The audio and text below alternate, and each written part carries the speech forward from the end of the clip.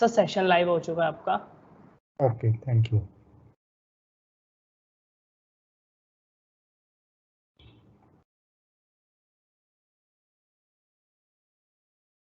Hello students, good morning.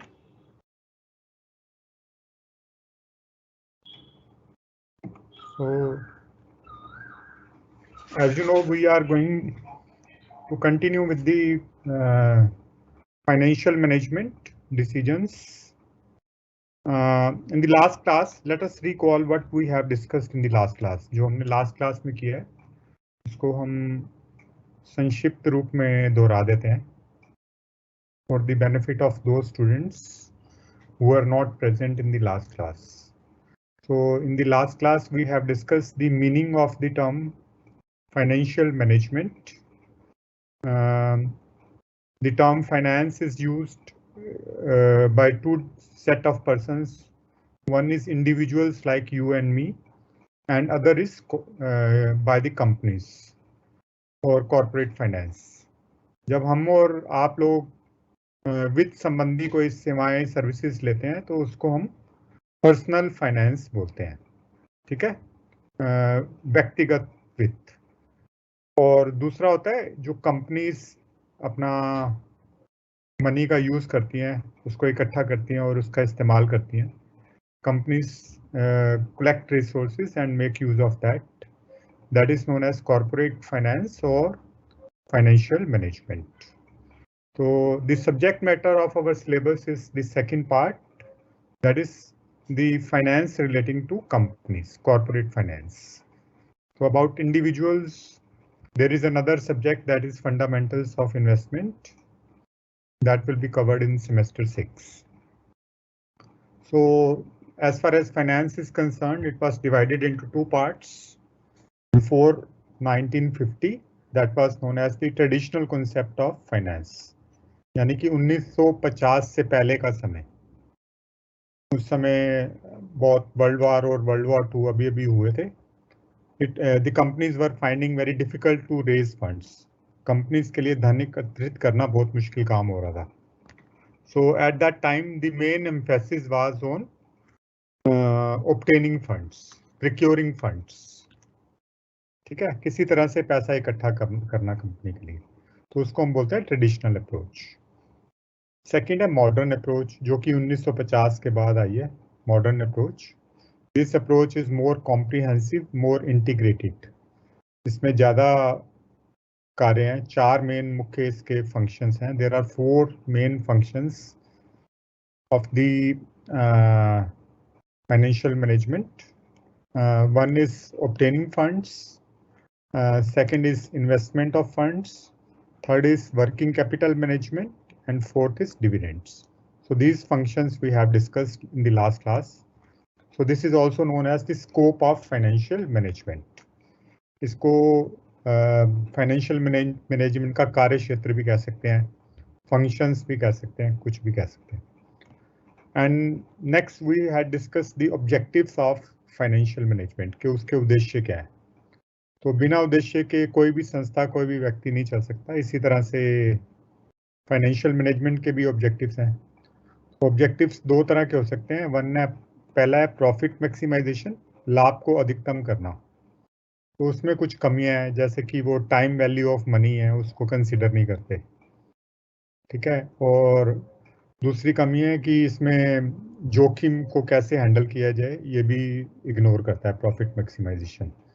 Third, profit maximisation ambiguous है, यानी कि अलग अलग लोग इसका क्लियर नहीं है. अलग अलग लोग इसका अलग अलग मीनिंग निकाल सकते हैं. Different persons can have different meanings of the term financial of the term profit.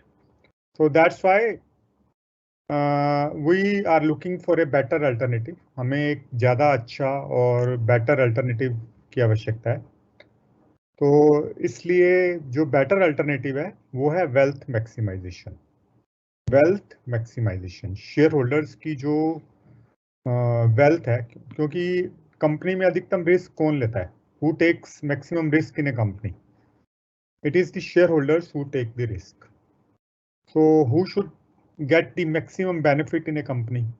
जब कंपनी में रिस्क शेयर होल्डर लेंगे तो उसका लाभ भी अधिकतम किसको मिलना चाहिए? शेयर होल्डर को मिलना चाहिए।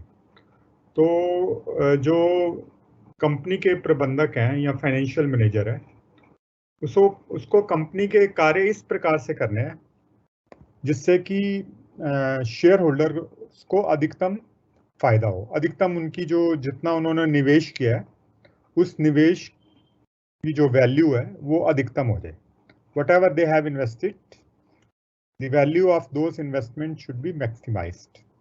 That should be the objective of any financial manager. So that is also known as the wealth maximization. So how you can maximize the wealth of the shareholders? Shareholders की wealth आप किस प्रकार से अधिकतम कर सकते हैं? तो दो तरीके हैं शेयर होल्डर्स की जो वेल्थ है हम अधिकतम कर सकते हैं।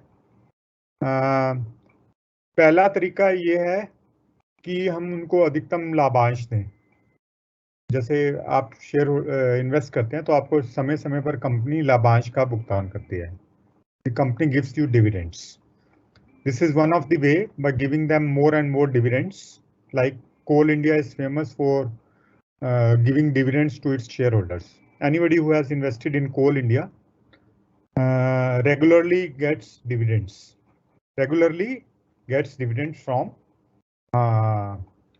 the company. So because whatever company earns, it passes on the profit to the shareholders. So that is one way of maximizing the shareholders' wealth. यानी कि शेयर होल्डर को अधिकतम हम लाभ है जो भी कंपनी कमा रही है उसको बांटे। The second method of maximizing the wealth of the shareholders is by helping in increasing the value of the share. तो जब आप किसी शेयर में निवेश करते हैं, when you invest in a share, you'll see that every day the price of the share either increases or reduces in the stock market. तो आप अगर if you are looking at the stock market like Nifty, Sensex, etc., you will find that lot of companies are registered there. बहुत सारी companies वहाँ पे registered है और daily उनके जो शेयर प्राइस है वो अप डाउन होता रहता है। तो एक फाइनेंशियल प्रबंधक का क्या उद्देश्य है कि उसकी कंपनी में जिस किसी ने भी निवेश किया है उसको अधिकतम हम फायदा पहुंचाए। तो फायदा कैसे पहुंचा सकते हैं? उसकी जो निवेश है उसकी जो शेयर की वैल्यू है उसको अधिकतम करना। ठीक है, तो वेल्थ को हम दो तरीके से अधिकतम कर सकते हैं। There are two ways in which you can increase the wealth of the shareholders. One is giving them dividends, more and more dividends. Second is increasing the value of the share. So how you can increase the value of the share? By making such investments which give good return to the company.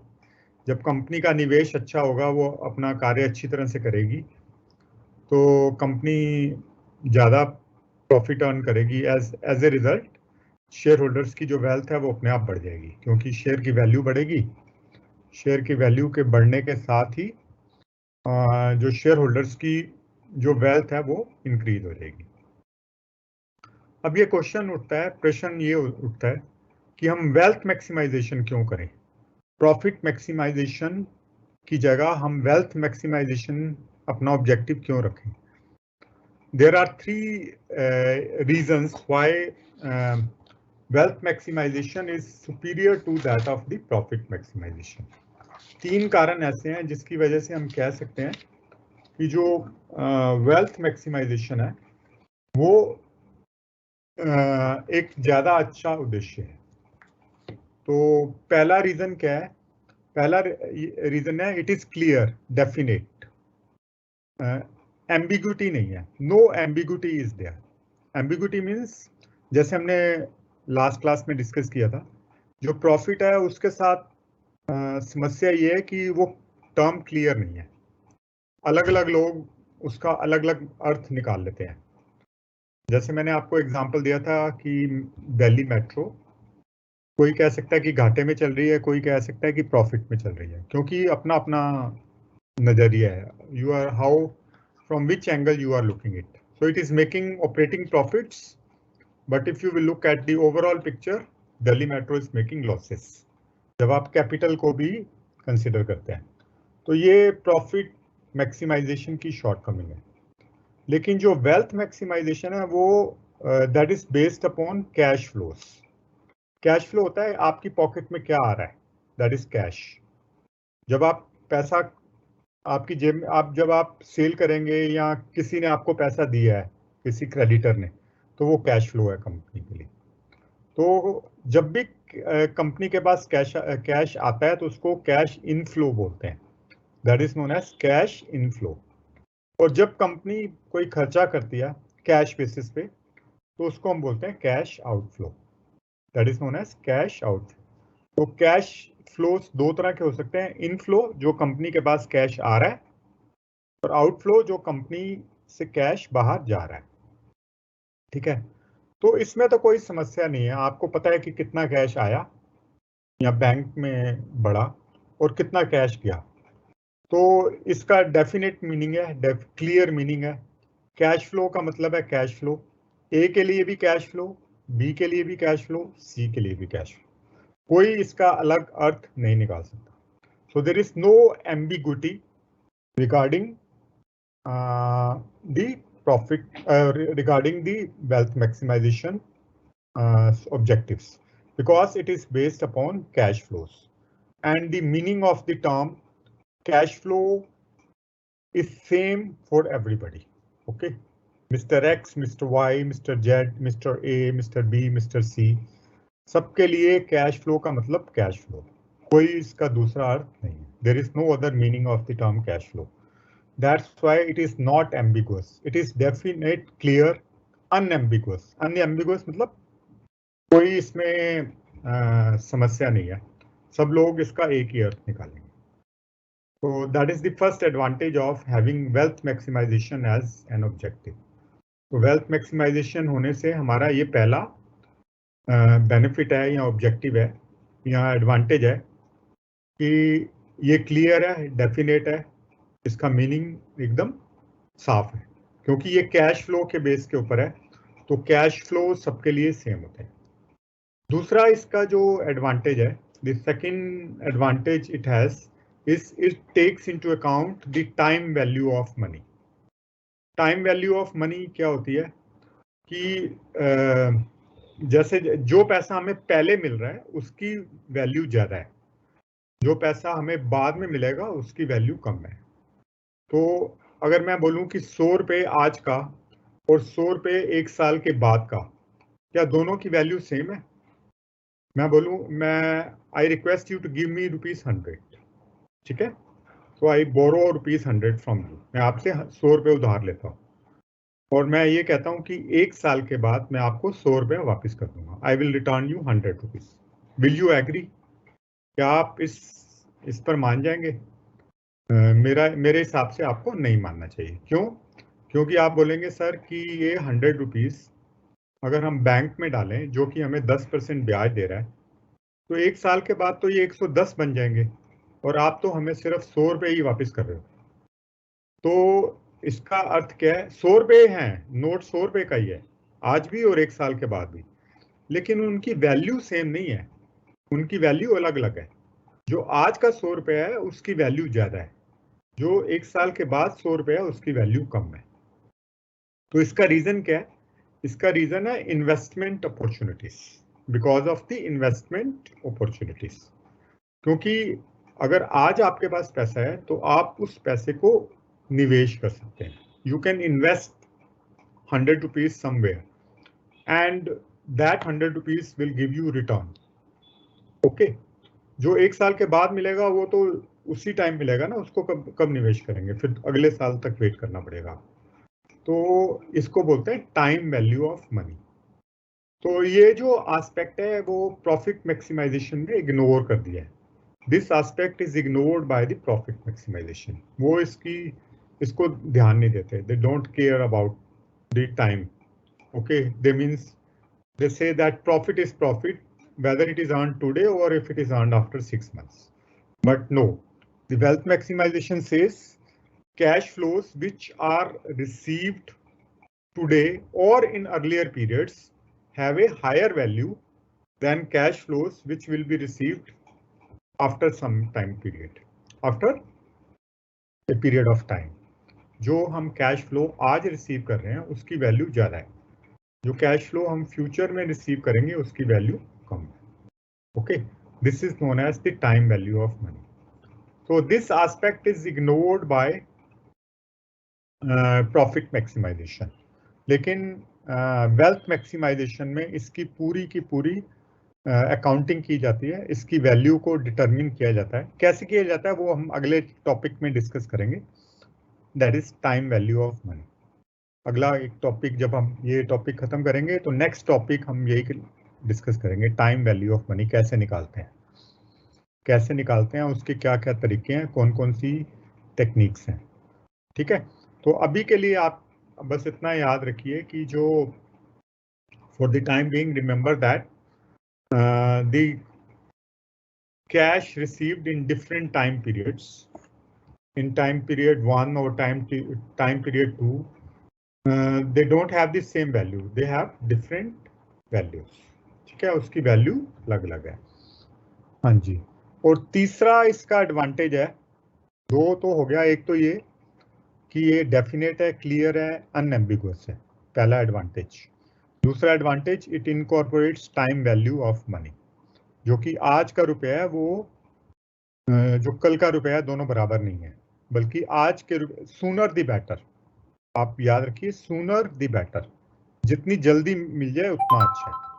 ठीक है, जो रुपया जल्दी मिलता है उसकी value ज्यादा है, जो रुपया लेट मिलता है उसकी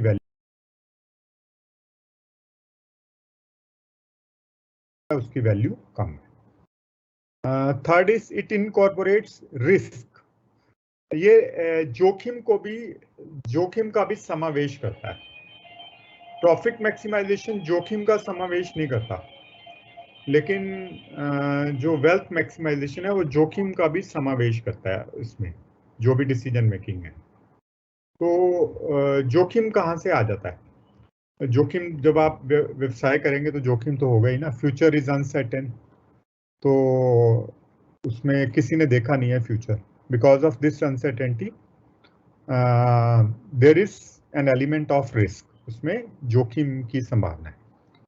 but how you can tackle this risk, किस तरह से इस जोखिम को आप इनकॉर्पोरेट कर सकते हैं अपने डिसीजंस में? तो दो तरीके हैं वेल्थ मैक्सिमाइजेशन के अंदर। एक होता है, the first is known as by adjusting the discount rate.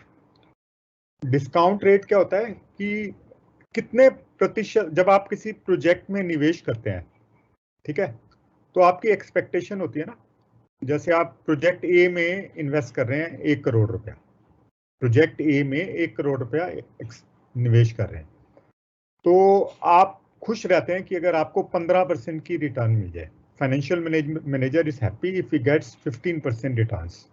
ये नॉर्मल प्रोजेक्ट के लिए है। नॉर्मल जो भी प्रोजेक्ट लेगा, अगर कोई प्रोजेक्ट 15% रिटर्न देने की उसमें कैपेबिलिटी है, ठीक है, a project is good enough to give return of 15% under normal circumstances, ये हमारी एक्सपेक्टेशन है। लेकिन फाइनेंशियल मैनेजर को एक अपॉर्चुनिटी आती है कि किसी प्रोजेक्ट में वो इन्वेस्ट करे, बट उस प्रोजेक्ट में रिस्क ज़्यादा है। मान लीजिए ये किसी ट्रबल्ड एरिया में है, किसी पॉलिटिकली ट्रबल्ड एरिया में है, या उसमें और भी कोई जोखिम है, या किसी कारणवश और ज़्यादा जोखिम है। जैसे अगर आप अफगानिस्तान में निवेश कर रहे हैं तो बहुत जोखिम है, ठीक है, तो पॉलिटिकल डिस्टर्बेंस है। आजकल तो कोई निवेश ही नहीं कर रहा, पहले कई इंडियन कंपनीज ने वहां निवेश किया हुआ। तो वो कहते थे कि नहीं, अगर हम अफगानिस्तान में निवेश कर रहे हैं तो हमको we don't want a return of 15% because risk is very high, risk in this project is very high, so we should not invest in this particular project because of the high risk।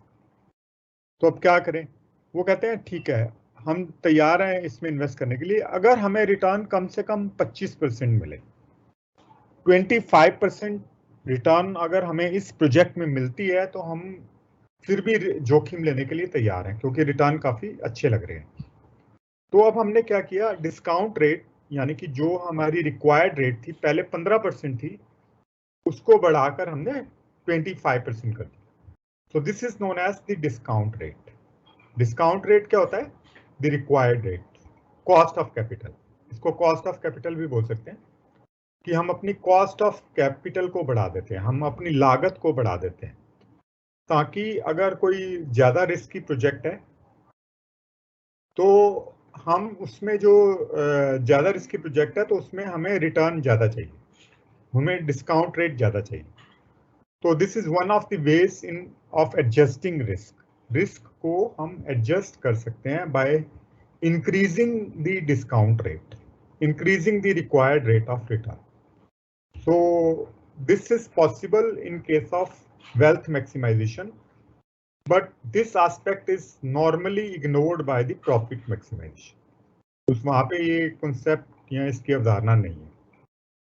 दूसरा तरीका कैसे है risk को adjust करने का? Bye हम probability attach करते हैं कि अगर 90% प्रोबेबिलिटी है कि इतना पैसा आएगा, 80% आएगा इतना, तो अगर हम किसी रिस्की एरिया में जा रहे हैं तो हम कहेंगे कि उसकी प्रोबेबिलिटी कम है। कुछ भी हो सकता है, कभी वहाँ पे दंगे हो सकते हैं, देयर में भी पॉलिटिकल अनरेस्ट, ठीक है, और लेबर प्रॉब्लम्स और some other problems. As a result the chances और the probability is very less. 100 रुपये कमाने की प्रोबेबिलिटी केवल 0.6 है। तो एक्चुअल में हम जो 100 रुपये है उसको 0.6 से मल्टीप्लाई कर देंगे तो हम कहेंगे 60 रुपीज आने की उम्मीद है यहाँ पे। इसको बोलते हैं सर्टेनिटी इक्विवेलेंट। इसको आगे हम डिस्कस करेंगे later on in the class. तो इसको हम सर्टेनिटी इक्विवेलेंट बोलते हैं। तो ये दो तरीके हैं रिस्क को एडजस्ट करने का, ठीक है। एक तो सर्टेनिटी इक्विवेलेंट यानी कि अनसर्टेन अमाउंट को सर्टेन बनाना, अनसर्टेन अमाउंट को सर्टेन बनाना कैसे? प्रोबेबिलिटी का यूज करके, by using the probability distribution. And second way is by adjusting the discount rate. Discount rate जितना ज्यादा जोखिम उतना ज्यादा डिस्काउंट रेट, ठीक है। तो इस तरीके से हम फाइनेंशियल मैनेजमेंट में फाइनेंशियल मैनेजमेंट की जो भी प्रॉब्लम है वो हम सॉल्व कर सकते हैं। So we can say that अगर आप दोनों का कंपैरिजन करें, प्रॉफिट मैक्सिमाइजेशन और वेल्थ मैक्सिमाइजेशन, जिसमें कि नॉर्मली क्वेश्चन आता है एग्जाम में, what can be the objectives of a firm, which object is better, और how wealth maximisation is superior to profit maximisation. तो फर्म के दो उद्देश्य क्या हो सकते हैं? तो जो प्रॉफिट मैक्सिमाइजेशन की जगह वेल्थ मैक्सिमाइजेशन क्यों बेटर है? Why wealth maximization is better? So wealth maximization is better because of 3 reasons. Already I have told you that it incorporates risk. It by adjusting the discount rate, it takes into account the time value of money, and it is clear, definite, unambiguous. And these are the problems with the profit maximization. These problems are not there with the wealth maximization. That's why wealth maximization is superior.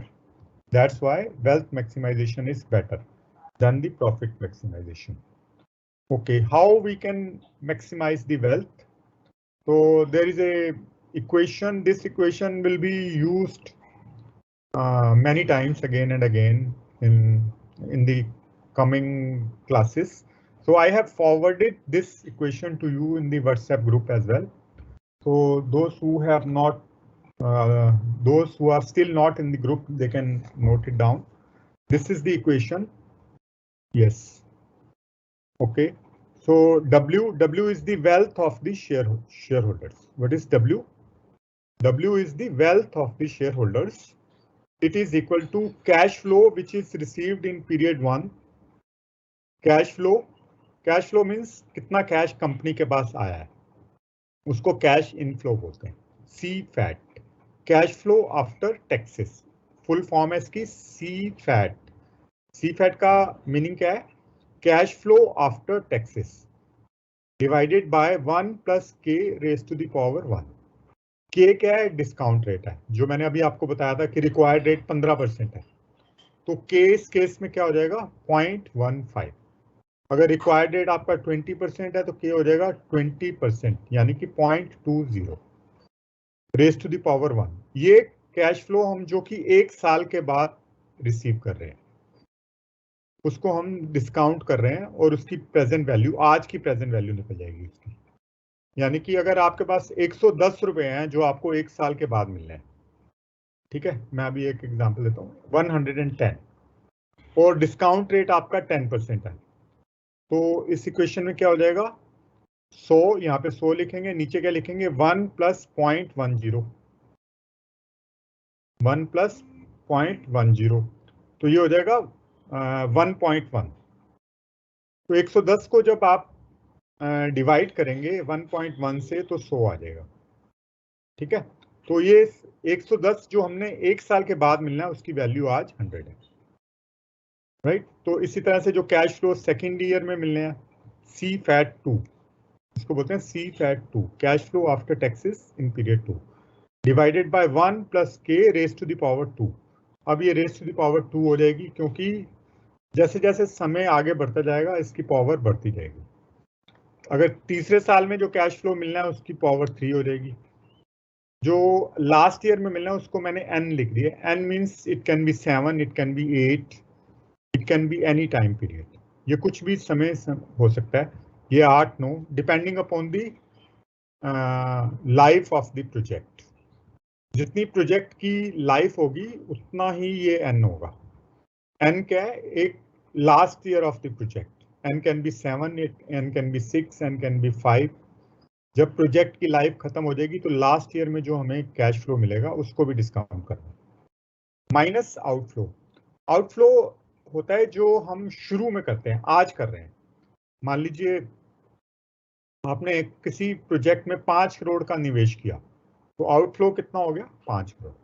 Outflow जो आपकी जेब में से जा रहा है, which is moving out of your pocket, that is outflow. What is outflow?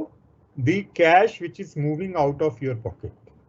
ये तो जा रहा है और ये आ रहा है, ठीक है।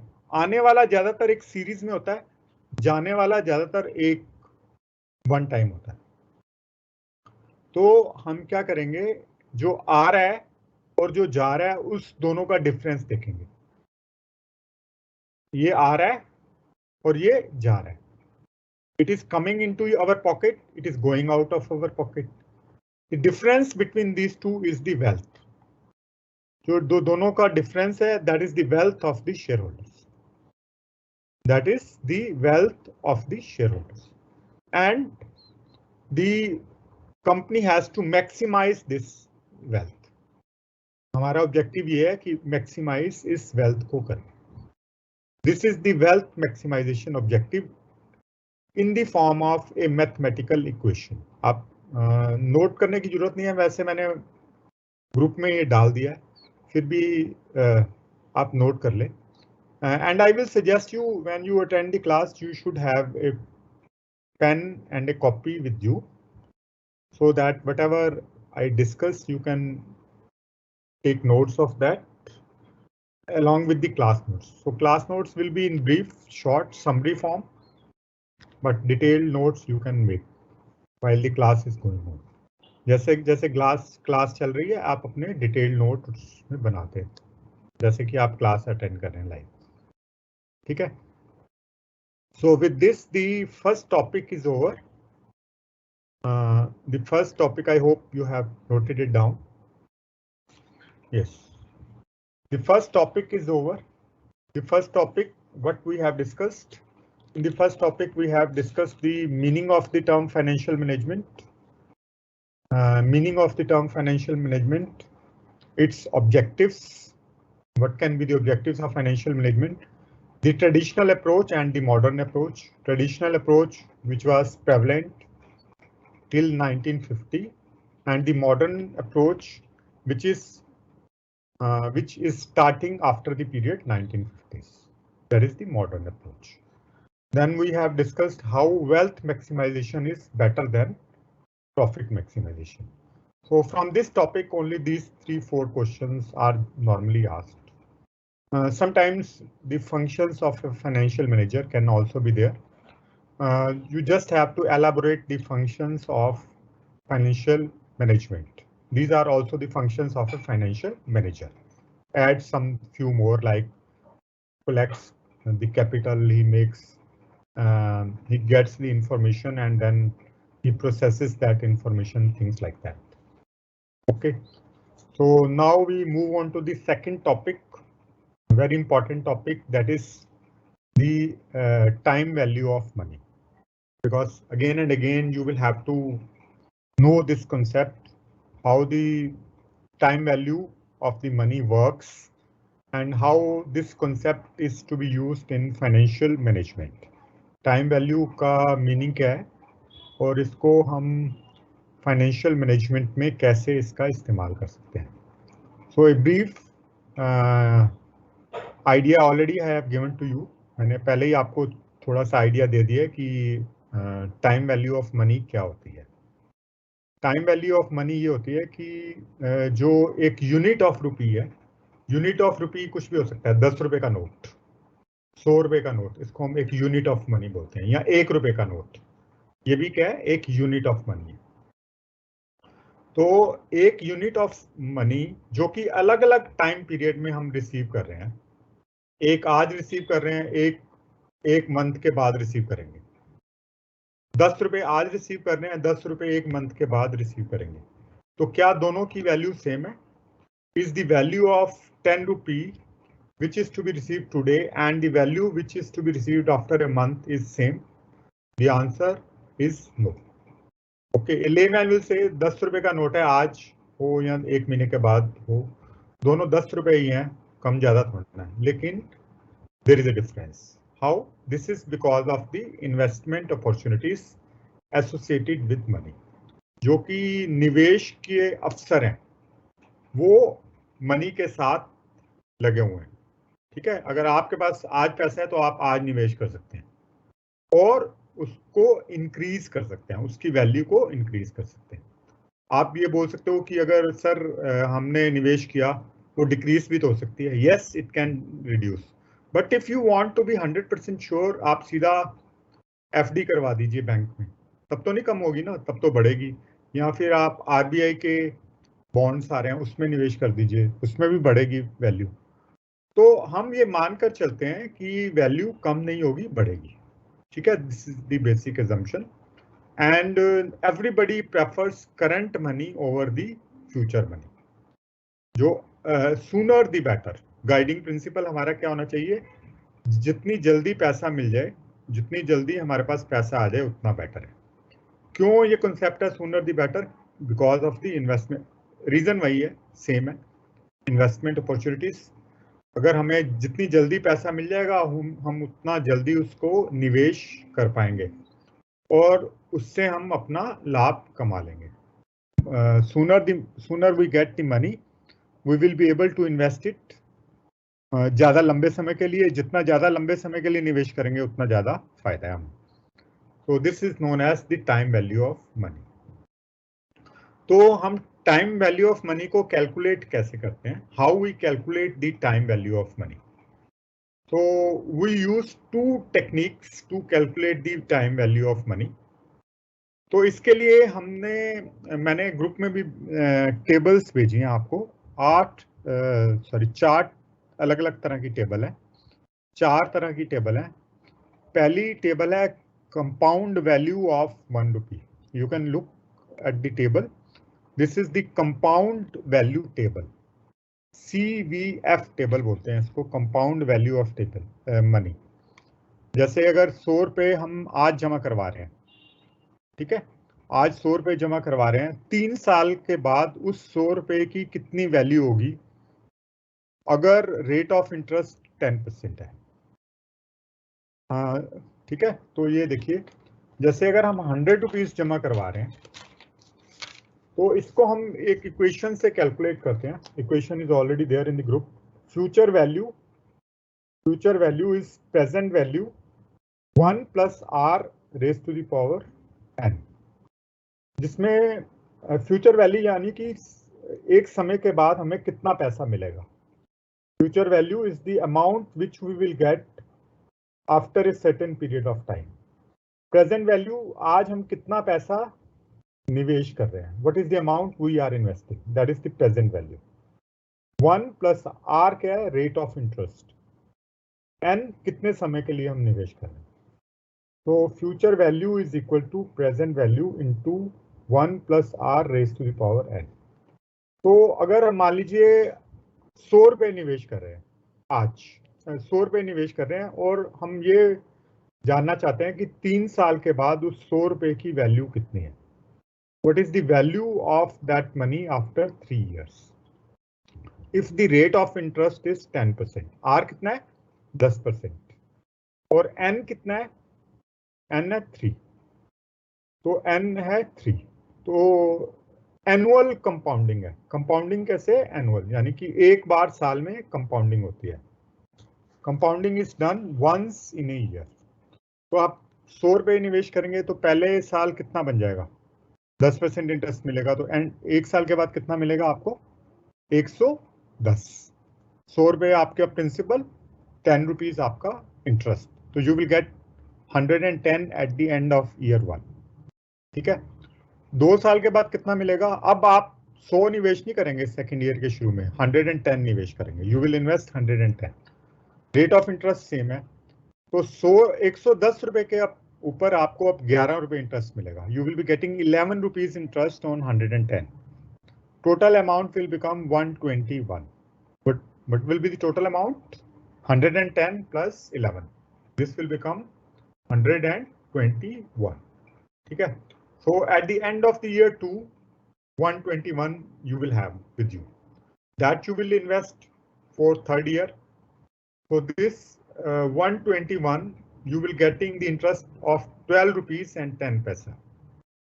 121 rupees at the rate of 10%, it will become the interest you will be getting is 12 rupees 10 paisa. So total amount it will become 133 rupees 10 paisa. This is one way of calculating how much amount you will get after a certain period of time if you invest a given amount today. This is known as compounding. इसको हम क्या बोलते हैं, compounding. तो पहली technique क्या है time value of money की. The first technique is known as compounding. Compounding एक अमाउंट की भी हो सकती है, जैसे अभी हमने प्रेजेंट एग्जांपल में किया. 100 रुपीज एक अमाउंट है. एक बार आपने निवेश किया तो कितना पैसा आपको मिलेगा एक फिक्स पीरियड के बाद, 3 साल के बाद. इसमें हमने देखा given that the rate of interest is 10%, R is 10%. तो इसी क्वेश्चन को हम एक फॉर्मूले से भी सॉल्व कर सकते हैं. This formula is known as future value. Future value is equal to present value 1 plus R raise to the power n. 1 plus R raise to the power n. इसको इस फॉर्मूले से हम सॉल्व कर सकते हैं. तो इस केस में देखिए फ्यूचर वैल्यू है, प्रेजेंट वैल्यू कितना निवेश किया हमने 100, ये 100 और 1 R कितना है 10%. 10% का मतलब है 0.10. ठीक है, 0.10. और N कितना है हमारा, N है 3. 3 इयर्स के लिए इन्वेस्ट कर रहे हैं ना, तो N इज 3. राइट. सो इसका मतलब क्या है, 100 इंटू ये बन जाएगा 1.1. 1 plus 0.1, this is 1.1. 1 plus 0.10 is 1.1. तो रेज टू द पावर 3. तो जब आप ब्रैकेट को खोलेंगे तो 3 बार इसको मल्टीप्लाई करना है. 1.1 into 1.1 into 1.1. 100 into 1.1 into 1.1 into 1.1. So this amount will become 133 rupees and 10 paise. 133 rupees and 10 paise. The same answer which we have otherwise calculated. Answer बिल्कुल वही है जो हमने पहले कैलकुलेट किया था, 133 रुपीज एंड 10 पैसे. ठीक है. I hope it is clear and visible as well. आप देख सकते हैं इसको अच्छी तरह से. So this also I have posted in the group. अगर कुछ देखने में दिक्कत आ रही है तो आप वो ग्रुप वाला भी रेफर कर सकते हैं, ठीक है। So the same question can also be solved with the help of using tables. I have sent you 4 tables.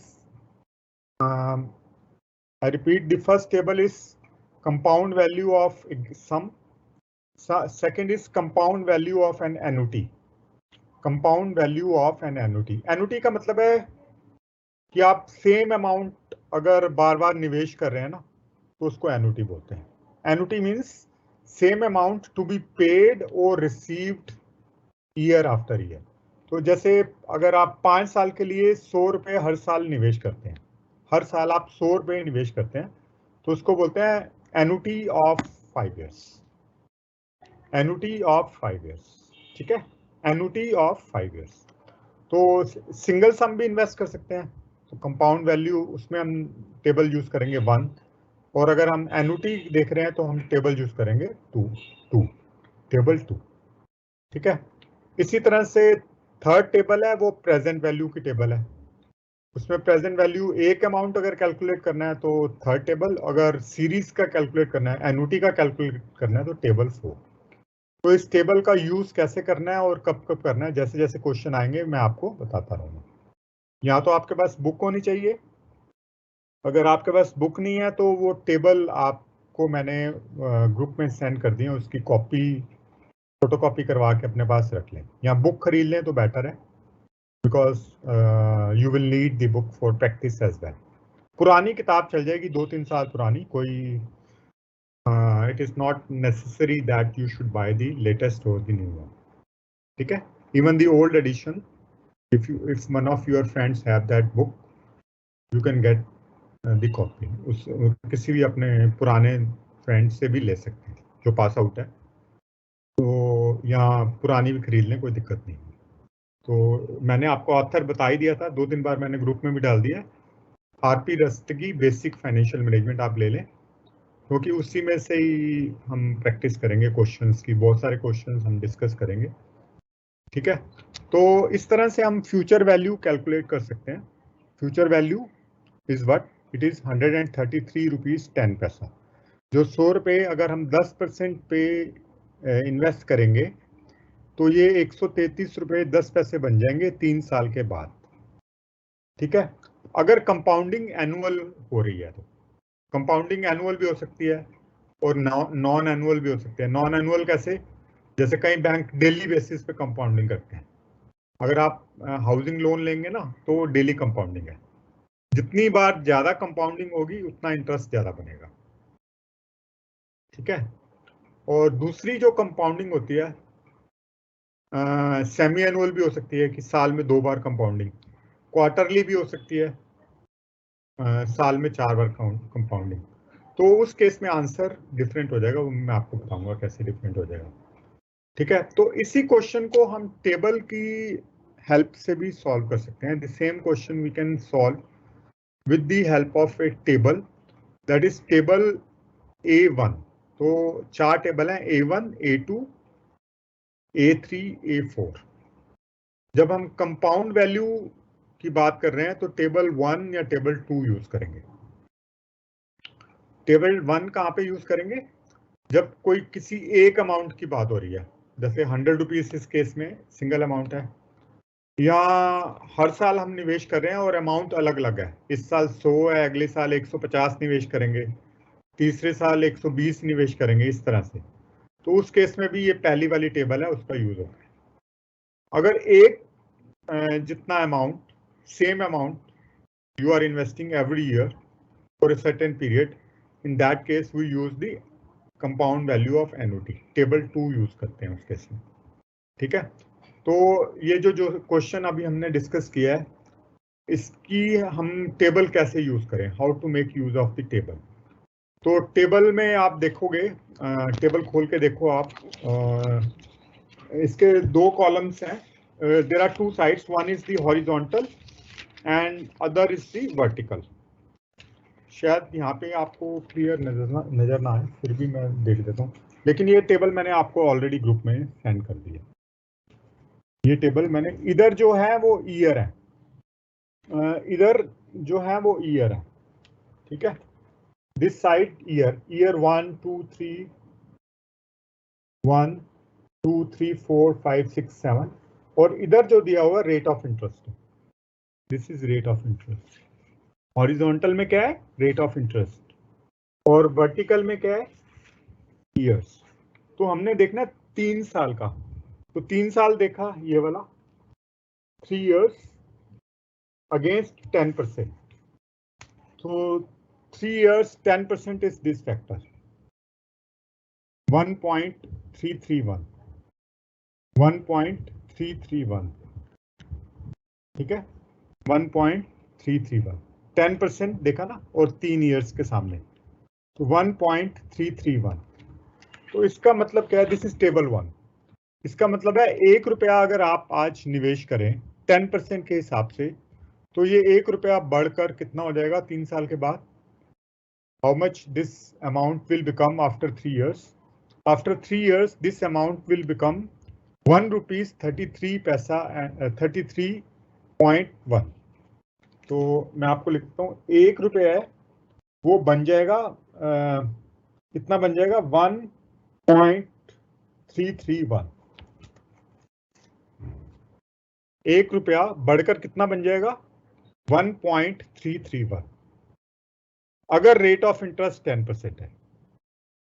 तो अगर 100 रुपए हमने जो निवेश किए थे, वी हैड इन्वेस्टेड 100 रुपीज, तो इसको हम इक्वेशन को लिख सकते हैं फ्यूचर वैल्यू एफ वी, क्या है F V, future value is equal to present value P V into present value into compound value factor, ये क्या है सी वी एफ। CVF क्या होता है, कंपाउंड वैल्यू फैक्टर। हम कंपाउंड कर रहे हैं, पैसा को बढ़ा रहे हैं। जब इंटरेस्ट प्रिंसिपल का पार्ट बन जाता है तो उसको हम कंपाउंडिंग बोलते हैं। What is compounding? When interest becomes part of the principal it is known as compounding, ठीक है। वो फ्यूचर पीरियड के लिए हमको अगर इंटरेस्ट कैलकुलेट करना है तो CVF आर क्या है, रेट ऑफ इंटरेस्ट, एन क्या है, टाइम पीरियड। तो आर हमारा इस केस में था 10% और एन था 3। तो हमने 3 years में देखा और 10% में देखा। उसके कॉरेस्पॉन्डिंग जो हमारा फैक्टर आया है वो आया 1.331। यानी कि अगर हम 1 रुपए का निवेश करते हैं 10% के हिसाब से तो बढ़ के 1 रुपए 33 पैसे के अप्रोक्सीमेटली हो जाता है। It becomes approximately 1 rupee and 33 पैसे। और अगर हम 100 रुपीज इन्वेस्ट करेंगे तो कितना हो जाएगा, this will be 100 into 1.331, so this will become 133 rupees and 10 paisa. This will become 133 rupees and 10 paisa. This is how we make use of the compounding tables. So these tables are readily available, and even if the exams are offline भी अगर exam होते हैं तब भी आपको ये table provide की जाती है एग्जाम में। तो आप इसको याद करने की आवश्यकता नहीं होती, you can get it, you will get it in the exam in any case. So this was the case when compounding is being done annually. Compounding is being done annually, ठीक है। अगर कंपाउंडिंग एनुअल ना हो बल्कि semi annual हो, फिर क्या होगा? सेम क्वेश्चन है और सेमी एनुअल कंपाउंडिंग है, यानी कि हर 6 महीने के बाद कंपाउंडिंग होती है। तब हम इस क्वेश्चन को कैसे सॉल्व करेंगे? अगर कंपाउंडिंग यानी कि अब 2 बार हो रही है, compounding is being done twice in a year, semi annual का मतलब है ट्वाइस इन ए ईयर, तो हम इंटरेस्ट रेट को हाफ कर देंगे। इंटरेस्ट रेट कितना था हमारा, 10% था, उसको 2 से डिवाइड कर देंगे।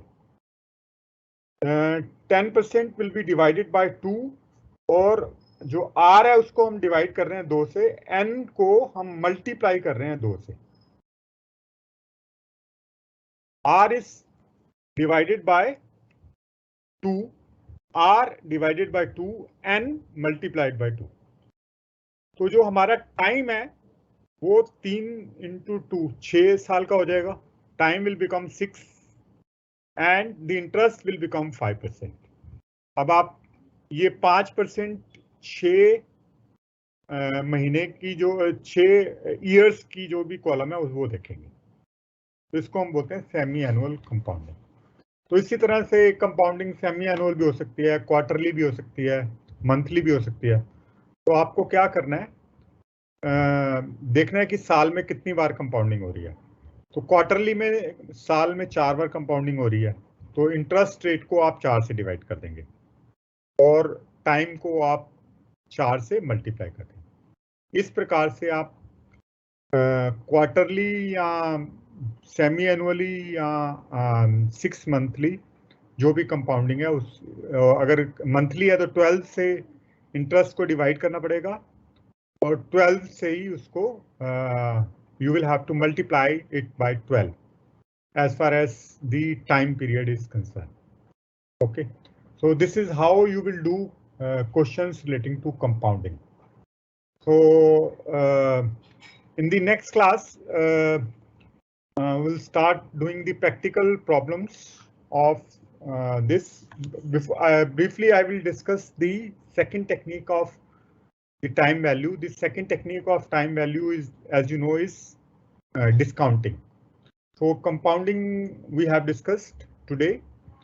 In the next class, first 15 to 20 minutes, we will be discussing discounting techniques, and then we can start with the questions, practical problems. So whatever problem we will be discussing, I have made some videos also how to solve those problems step by step. So I will be discussing it in the class, and I will also be sending you those videos in the group. In case you miss out any step in the class, you can refer to those videos or those solutions of the problems. Okay? So I usually send this 1 day before the class or 2 days before the class. So you come prepared by watching those videos and watching whatever material I will send to you in the group. So any student who is not in the group can give me the information relating to me or can send me a WhatsApp message. I can add that student in the group. So now it's time for your questions. Any student having any queries, questions relating to today's class, you can ask. Okay.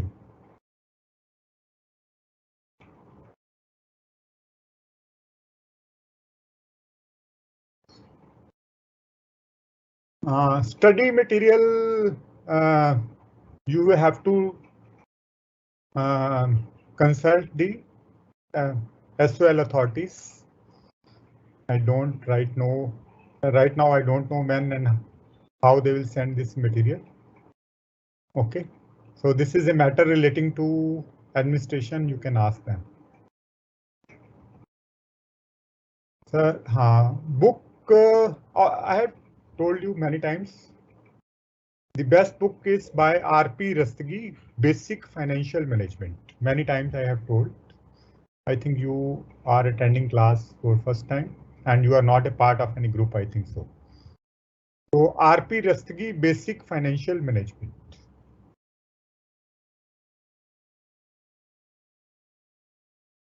Okay. Next is Hanji sir, but your question is not there. Show black.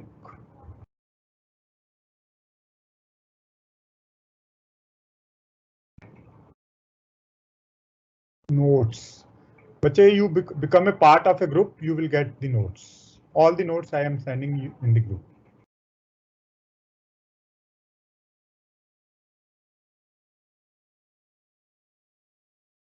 Show like again you are repeating the same question. I have sent the notes in the group. Please consult that group or become a part of a group.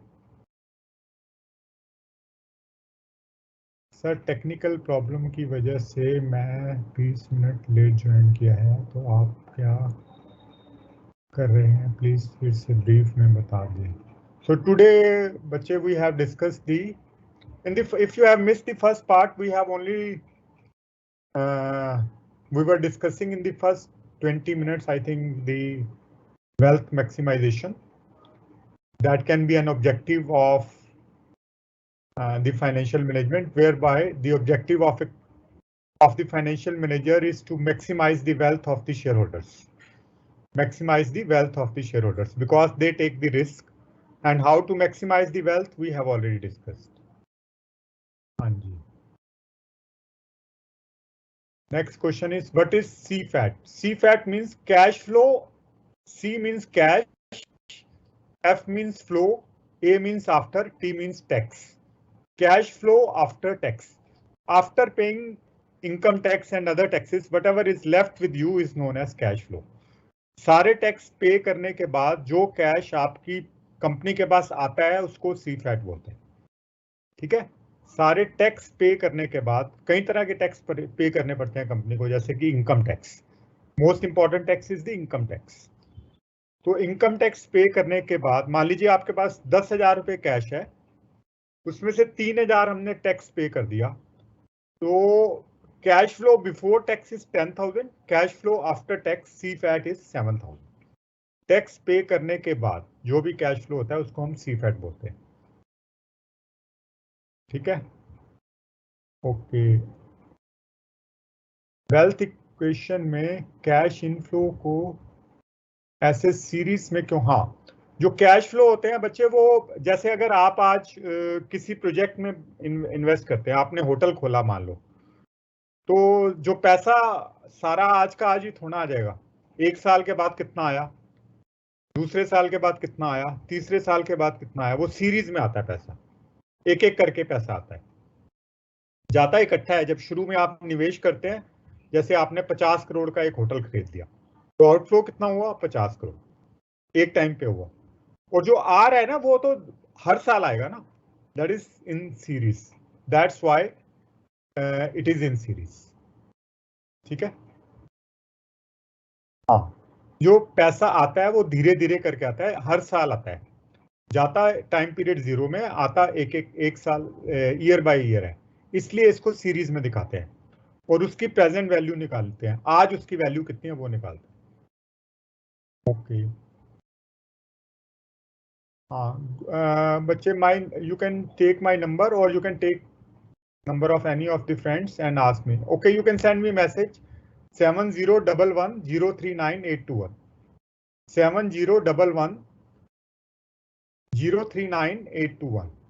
You can send me a message. I will add you in the group. Okay.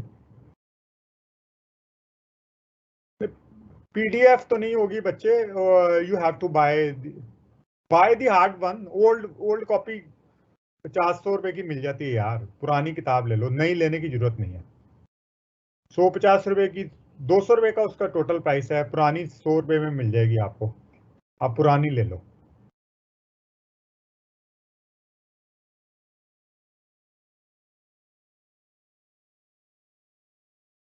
I am adding. Okay, बच्चे, I am adding. You can send me the message to me. I will add your name or I will send you the link. ठीक है, my number I have already told you, 7011039821. You can send me a message. I will add you. Next is which company have you invested so? That is, I have invested in so many companies like Power Trading Corporation, PTC, then Power Grid Corporation of India, Reliance Industries, and so many other companies. I have a portfolio, but it is not a part of, okay, not a part of today's class. The group full out. You just send me a message. We have 3 groups. We have 3 groups presently. In one or the other, you will find a place. You just send me a message. You just send me the message. I will add your name. Sachin ji, I have told you again and again, you are repeating the same question. Okay, clear, sir. Yes, you can use calculator. Ordinary calculator, not the scientific one is applied. calculator is allowed in the exam.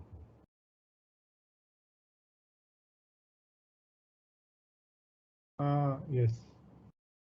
I have sent you all the tables, but you can have look at the table in the group, or you can have a look from your book. Tables are already there in the group. 039 amount, or just mention it. I will forward all